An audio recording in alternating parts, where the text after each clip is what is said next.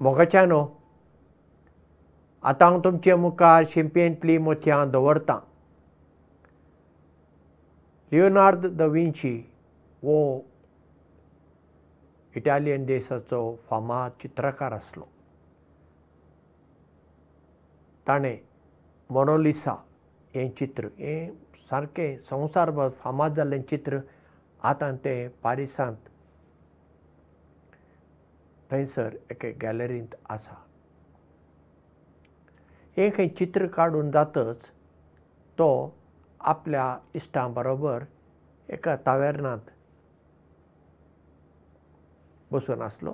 थंय ते कितें खाताले आनी पियेताले. थंयसर एकटो भीक मागपाक तावेर्नाच्या भायर एक तरणाटो कुरुपी मनीस, पळोवपाक भयंकर ताजें तोंड आनी हें सगळें विद्रूप कसो, तो थंय भीक मागतालो. कित्याक ताका काम करूंक जायना. तो भीक मागून दीस काडपी तरणाटो आसलो. सगळे ताजी फकाणां करताले.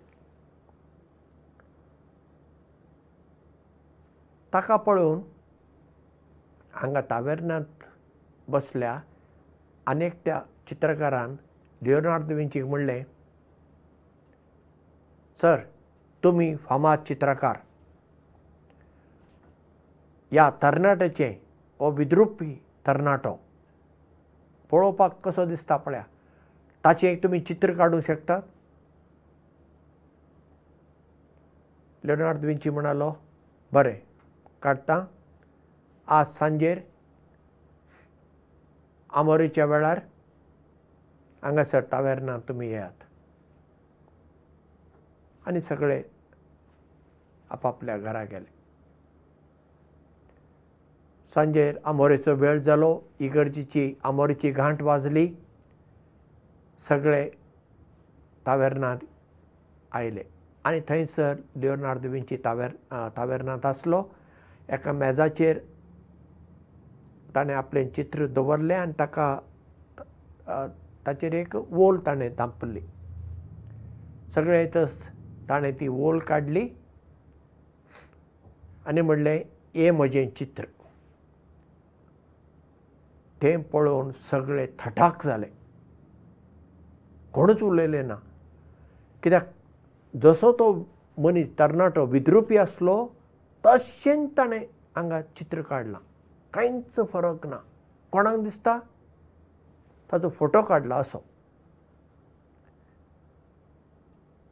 तेन्ना लियोनार्द दा विंची म्हणालो,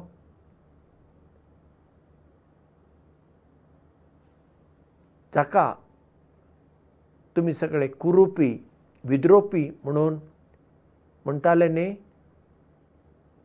ताका देवान रचला. देवाचें चित्र तें. हांव कशें बदलूं?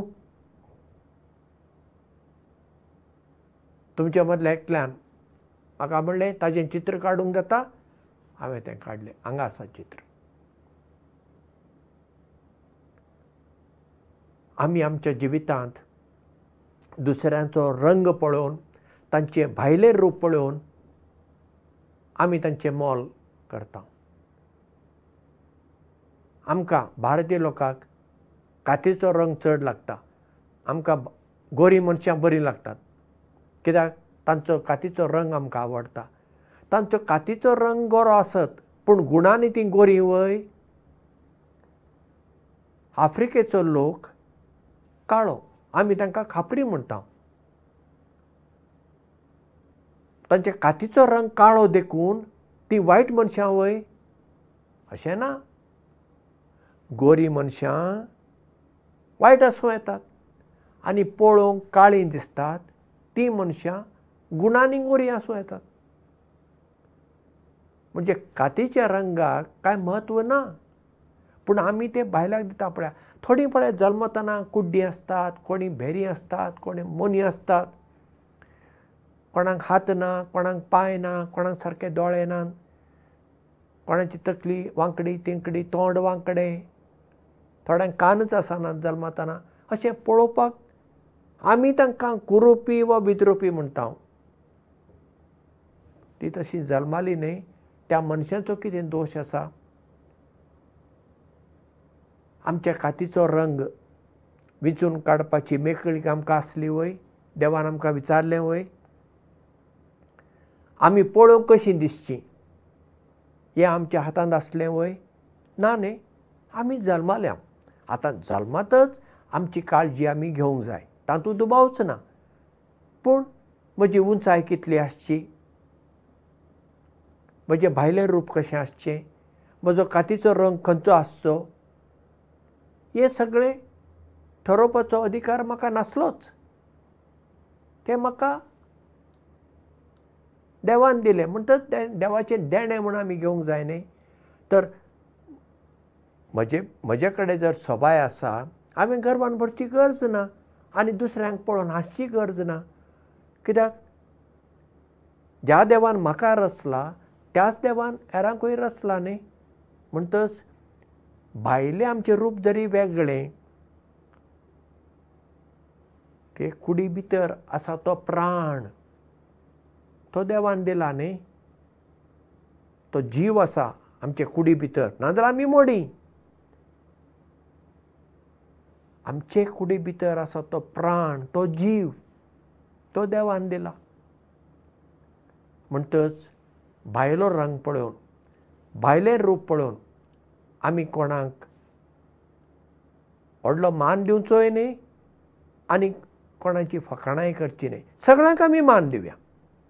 सोबीत दिसतल्या मनशांकूय मान दिवया आनी सोबीत दिसनासल्या मनशांकूय मान दिवया. कित्याक सगळींच देवाची रचना, देवाची भुरगीं देखून आमी एकामेकाक भाव भयणी असलें चिंतप आपणावपी मनशां आमी जावया. देव बरें करूं आनी मोग आसूं. इश्टानो, 2018 ऑक्टोबर म्हयन्या पासून आमी तुमकां शिंपयेंतलीं मोतयां ही कार्यावळ दीत आयल्या. ही कार्यावळ तुमकां पसंत जाता जाल्यार आनी ती फुडें चालू दवरूंक जाय अशी तुमची अपेक्षा आसा जाल्यार आमकां ह्या सकयल्या फोन नंबराचेर SMS वा WhatsApp संदेश धाडात. आमचो नंबर 9850658565 9850658565. देव बरें करूं.